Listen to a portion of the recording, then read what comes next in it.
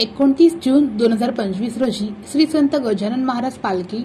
शेगाव येथून निघून पायी प्रवास करत प्रभाकर महाराज मंदिर येथे आगमन झाले। तेथून निघून सम्राट चौक, बाळीवेस, साठी गल्ली, पूर्व मंगळपेठ, भुसार गल्ली, जैन मंदिर या ठिकाणी आगमन झाल्यानंतर आस्था सामाजिक संस्था व दीपकभाऊ निकाळजे सामाजिक संघटनेच्या वतीने प्रथम गजानन महाराज यांच्या प्रतिमेस पुष्पहार अर्पण करून दिंडीतील पायी चालणाऱ्या 700 भक्तांसाठी त्यांचा प्रवास सुखकर व्हावा यासाठी जीवनोपयोगी साहित्याचे साबण, तेल, टूथपेस्ट, ब्रश, पावडर, झेंडूबाम, अंगाला लावायचे साबण, सुमो स्प्रे, नॅपकिन, टॉवेल इत्यादी किट वाटप पूर्व मंगळपेठ पोलीस चौकीचे PSI शेख मॅडम आनंद तालिकोटी,